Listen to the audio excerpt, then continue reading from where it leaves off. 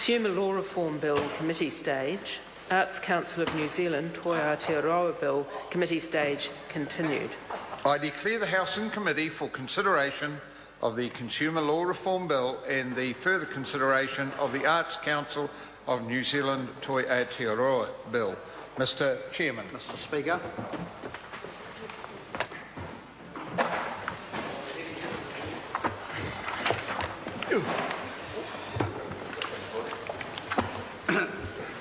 Members, the House and Committee for consideration of the Consumer Law Bill and further consideration of the Arts Council of New Zealand, Te Aroa Bill.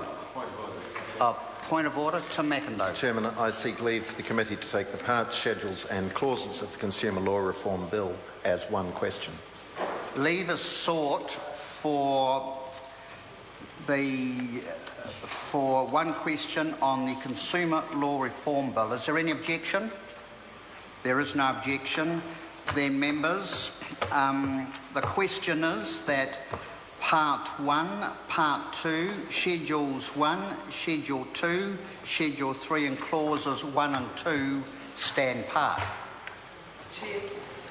I call Carol Beaumont. Thank you very much, Mr. Chair. It's a pleasure to be finally making some progress on this Consumer Law Reform Bill, and along with my colleagues we will be explaining why we support this bill. It is an important piece of legislation to get passed into law, and it is very disappointing that it has taken so long to get this far. So, in supporting this bill, we're looking forward to its passing because the essential proposition is that it updates and modernises our consumer legislation, including greater alignment with our colleagues across the Tasman. But despite the importance of doing this and modernising our consumer legislation so that it better reflects the reality of the modern environment that consumers now consume in, and to provide greater protection for those consumers, this bill has languished on the order paper for an indecent amount of time. It seems that the Minister of Consumer Affairs has a bit of difficulty getting his legislation through, because it's exactly the same situation that we have had with the consumer credit legislation, where again that dragged on for a number of years despite being a really important and essential piece of legislation which we are now considering in Select Committee. So this bill itself and the consumer credit legislation are particularly important for New Zealand consumers at a time when many families are struggling to make ends meet, where the consequences of poor consumer decisions, the consequences of rip-offs, the consequences of false advertising, all of those things are actually significant. Families do not have significant amounts of spare money, and they need to be able to spend them wisely and not be ripped off. But consumers have not been a priority for this national government. Finally, we are getting some progress, and that's partly because this had to be a campaign. This actually had to be a campaign led by Consumer New Zealand to get this legislation moving. Now, as they said in their magazine in February last year, legislation was expected to be introduced into Parliament by the end of 2010 to align our consumer laws more closely with Australia's. That didn't happen. They went on in a piece this year where they started urging their members to put pressure on the government to actually do something with this legislation.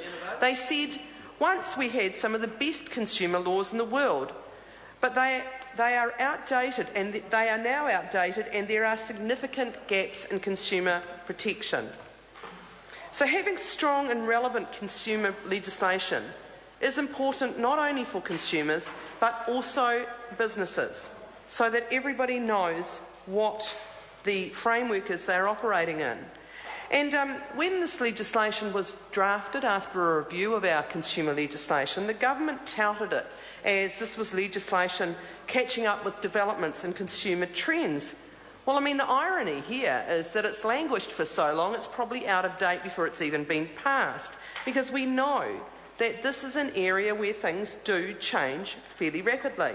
And again, you know, if I draw a link to the consumer credit legislation, During the time that that has languished, we've seen the absolute explosion of payday lenders, a greater profile for mobile shops, truck shops and so on, since the time when there was the first review of the triple CFA. Things move quickly, except for the legislation to protect consumers. So the outcome of the Ministry of Consumer Affairs review has been a long time coming, but we are pleased to say that there is progress being made with this bill, and it has been a relatively robust process, and there are good changes in there. But let's just look. I just wanted to outline the timeline specifically, because it is interesting. 2009, the review was initiated. June 2010, a discussion document was released. April 2011, a bill was introduced to Parliament. February 2012, there was the first reading. October 2012 was reported back from Select Committee. December of that year was a second reading, and now, almost a year later, we are doing the committee stages. That must be some sort of record. It's incredible. It shows how bad the situation is. Mr. Chair. Thank you very much, Mr. Chair. So, almost a year has passed since the second reading. What does this bill do? Let's get on to this. The Consumer Law Reform Bill is an omnibus bill that amends the Fair Trading Act, the Consumer Guarantees Act, the Weight and Measures Act, the Carriage of Goods Act, the Sale of Goods Act, and the Second-Hand Dealers and Pawnbrokers Act. It repeals the Auctioneers Act and the Door-to-Door Sales Act and the Lay-by Sales Act, as well as the Unsolicited Goods and Services Act. The legislation is a major reform and will touch on a very broad range of businesses.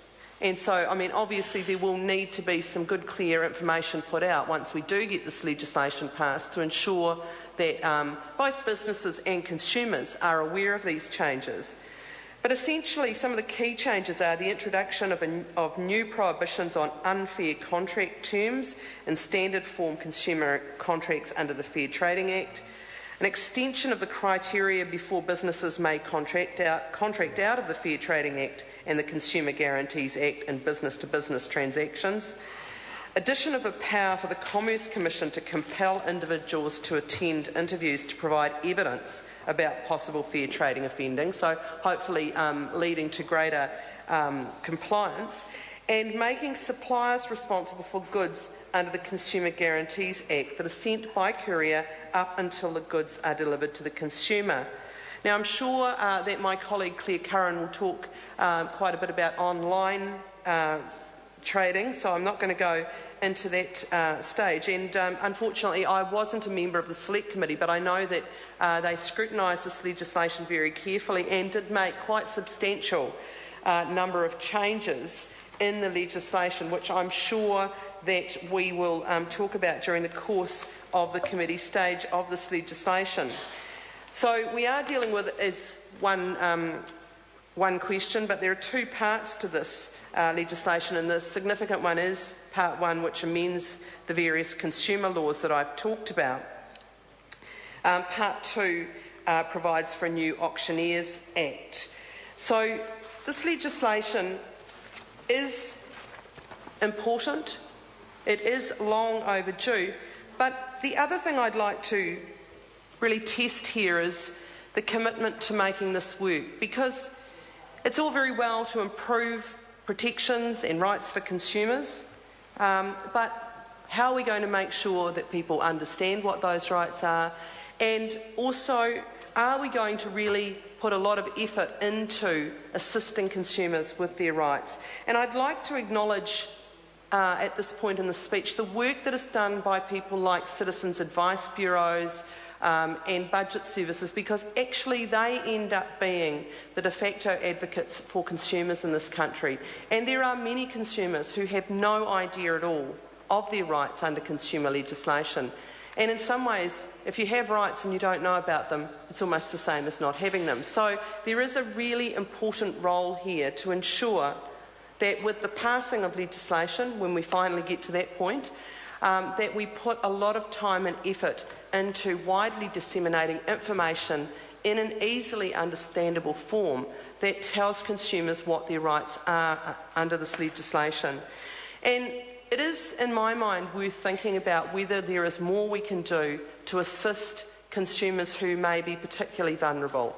And I include in that people who perhaps English is not their first language, and a lot of the materials obviously are produced in English, and that younger people perhaps and older people, people with mental health issues. There are many consumers who are actively ripped off, perhaps more so in the consumer credit area, and certainly being on the select committee currently looking at that legislation, we are getting many examples given to us of absolutely appalling behaviour.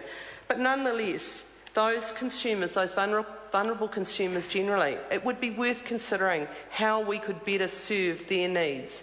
And certainly in the UK, there are consumer advocates who are specifically established as part of government agencies to actively work with consumers. And I think that that is something that we should work on here as well.